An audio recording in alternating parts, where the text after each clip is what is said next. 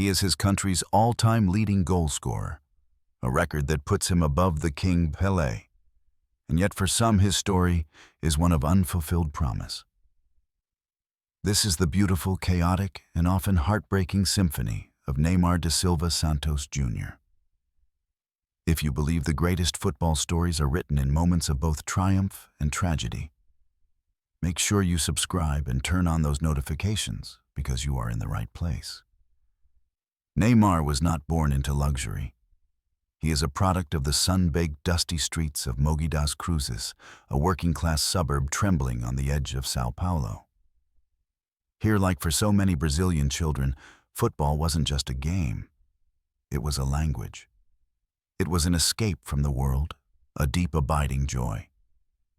It was everything. His father, Neymar Sr., a former professional of little renown, saw something in his young son. It wasn't just talent. It was a spark, a flicker of pure, unadulterated genius. And he decided right then and there to bet his entire life on that spark. He was more than a father. He was a first coach, a mentor, and in time a manager who would shape a destiny. That raw talent blossomed early, not on grass, but on the hard, unforgiving courts of futsal. It was here in these tight, confined spaces that Neymar sculpted his art.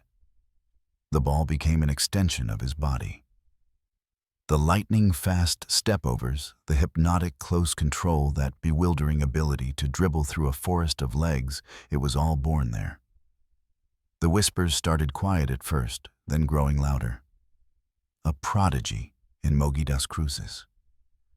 The rumors traveled on the wind, eventually reaching the ears of scouts from Santos FC, the legendary, almost sacred club of Pelé himself. At just 11 years old, Neymar joined the Santos Academy. A new legend was about to be written in the same hallowed halls as the king. He moved through the youth ranks like a whirlwind, a force of nature that couldn't be contained. Then, at 17, the moment arrived. His first team debut. You could feel the air crackle with anticipation across the entire nation. All of Brazil held its breath. For too long they had waited, yearned for a worthy successor to the Titans, Ronaldo, Ronaldinho, Rivaldo. And this kid did not disappoint.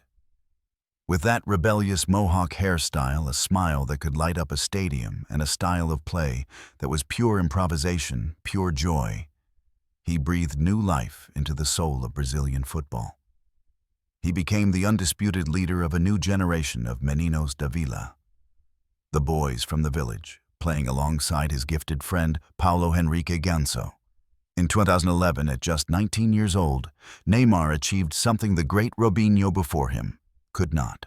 He grabbed Santos by the scruff of the neck and dragged them to glory in the Copa Libertadores, the absolute pinnacle of South American club football. It was their first title since the golden era of Pelé. An entire continent now lay at his feet. And as if to punctuate his arrival that same year, he scored a goal against Flamengo that was pure art, a masterpiece. Picking the ball up in his own half, he embarked on a slaloming, breathtaking run, weaving past defender after defender as if they were statues before finishing with an impossibly delicate touch. That goal didn't just win the match. It won him the FIFA Puskás Award, a global announcement that a unique generational talent had truly arrived. Europe was calling its biggest clubs circling like sharks. But Neymar and his father were patient, strategic. He stayed in Brazil, allowing his legend to grow. He became a national icon, a living, breathing saint in the hearts of the Santos fans. But everyone knew deep down that this was just the prologue. His greatest conquest was yet to come. In the summer of 2013, after a storm of speculation that dominated every newspaper column, it was official. Neymar, the jewel of Brazil, joined FC Barcelona. The transfer was complex, controversial even, but the destination was electric. He had arrived at the Camp Nou to play alongside the undisputed king of world football, Lionel Messi. The beginning, however, was a challenge. This was a different universe of football. The free-flowing improvisation of Brazil had to merge with a world that demanded more tactical discipline, more structure. For the first time in his life, he had to learn to play alongside a star even bigger than himself, a role he had never experienced. But with the warm guidance of compatriots like Dani Alves and the quiet, humble mentorship of Messi himself, Neymar began to adapt, to evolve. And then, in the 2014-2015 season, history was forged. Luis Suarez arrived from Liverpool, and the single greatest attacking trio in the history of modern football was born Messi, Suarez, Neymar. MSN. They weren't just teammates. You could see they were genuine friends, their bond extending far beyond the pitch. On the field, their understanding was almost telepathic. A glance, a nod, a movement. Selfishness was thrown out the window, replaced by a brand of relentless, all-out attacking football that was as beautiful as it was ruthlessly effective. The result was inevitable, a historic treble. La Liga, the Copa del Rey, and the UEFA Champions League. And Neymar wasn't just along for the ride, he was a driving force. He scored in the Champions League final against Juventus, sealing the victory and cementing his status on the world's biggest stage. But the single defining moment of Neymar's time at Barca, the night that changed everything, was surely the second leg of the Champions League round of 16 against Paris Saint-Germain in March 2017. Trailing 4-0 from the first leg, Barcelona didn't just need a comeback, they needed a miracle. And when all hope seemed lost, it was Neymar who grabbed the miracle with both hands. In those final desperate minutes, he was incandescent. A sublime, perfectly struck free kick. A penalty taken with ice in his veins under unbearable pressure. And then, in the final dying second of stoppage time, a chipped pass of breathtaking vision for Sergi Roberto to volley home. That legendary 6-1 Remontada bore his indelible signature.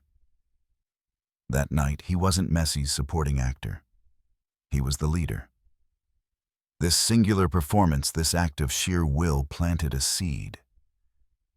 Many believe that was the night Neymar truly realized he could carry a team entirely on his own, that he could win the Ballon d'Or for himself.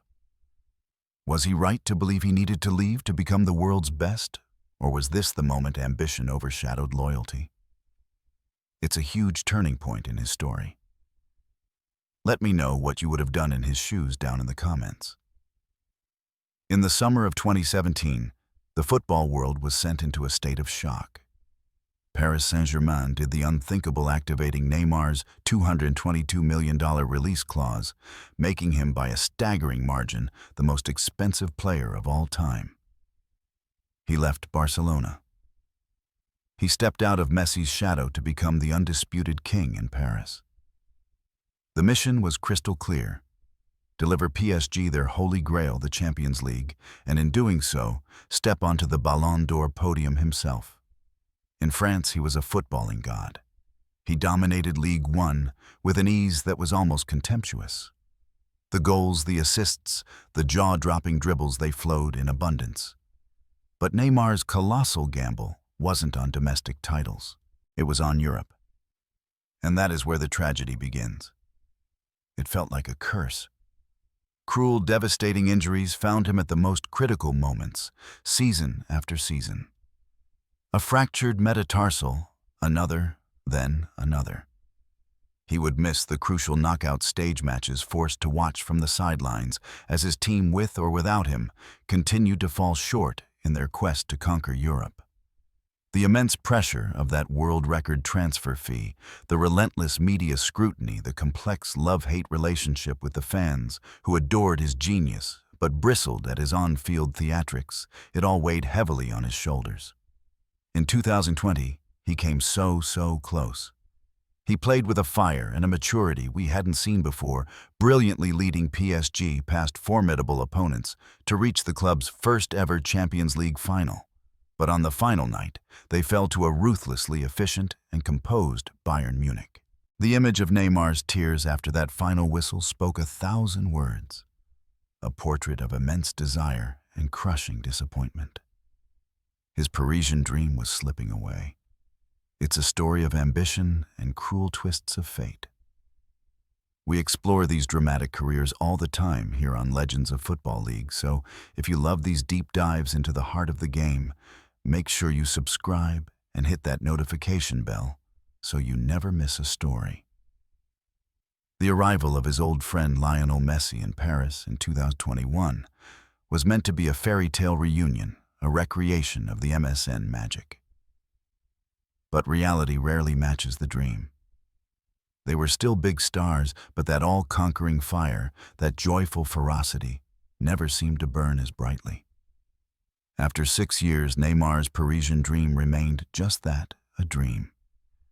He left with a cabinet full of domestic medals and a reel of genius moments. But the biggest prize, the entire purpose of the gamble, was never achieved. In the summer of 2023, a new chapter opened. Following the path forged by Cristiano Ronaldo, Neymar stepped away from the summit of European football. He joined al-Hilal in the Saudi Pro League in a monumental deal. Many observers saw it as a step down, a quiet admission that the Ballon d'Or dream was finally over. But for Neymar, perhaps it was a release, a chance to escape the suffocating pressure and rediscover the simple, pure joy of just playing football. But fate, it seems, has a cruel sense of humor. Just a handful of games into his new adventure, during a match for Brazil in October 2023, disaster struck. A horrific non-contact injury, a torn anterior cruciate ligament and a torn meniscus. At 31 years old, it was a devastating blow, the kind of injury that can end a career. His entire debut season in Saudi Arabia was over before it had even truly begun. Instead of dazzling packed stadiums, Neymar's world shrank to the lonely, sterile confines of the rehabilitation room. It was a brutal, solitary fight, not just physical, but mental. Against the doubt, the pain, the sweat, and the tears. But Neymar, with the stubborn resilience that defines the greatest stars, did not break. He shared his recovery journey, showing the world the grueling work behind the scenes. And then, at the start of the 2024 to 2025 season, he returned. But it was a different Neymar. Quieter, perhaps. More mature, certainly. He knew he could no longer rely on that explosive burst of pace. Instead, he began to play with his head, with the vision and experience of a seasoned genius. He became the architect, the playmaker for al-Hilal.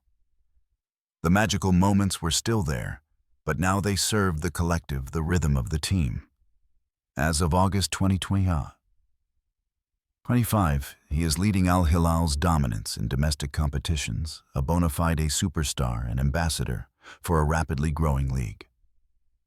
He has found his smile again. But the story with the sacred yellow and green jersey of his country, that remains a source of deep, unfulfilled longing. If his club career is a blockbuster drama, his time with the Brazilian national team is a tragic epic. He was the golden hope of an entire nation at the 2014 World Cup on home soil. He played brilliantly, carrying the hopes of 200 million people on his young shoulders. But then in the quarter-final, a brutal challenge from Colombia's Zuniga fractured his vertebra. Neymar wept, and all of Brazil wept with him. The silence that fell across the nation was deafening. Without their talisman, Brazil collapsed, suffering that humiliating, unforgettable 7-1 defeat to Germany, a national scar that will never truly heal. 2 years later, he found a measure of redemption. He led Brazil's Olympic team to its first-ever gold medal on home soil at the legendary Maracanã. After a tense penalty shootout against Germany, he stepped up to take the winning kick.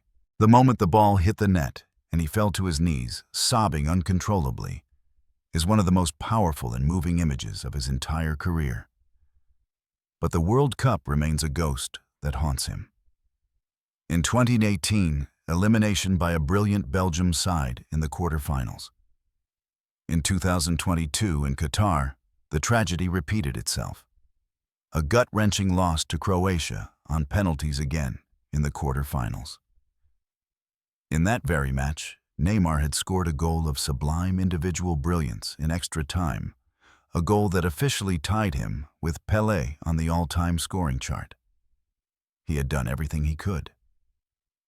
But ultimate glory once again slipped through his fingers. Surpassing Pelé is a phenomenal historic achievement.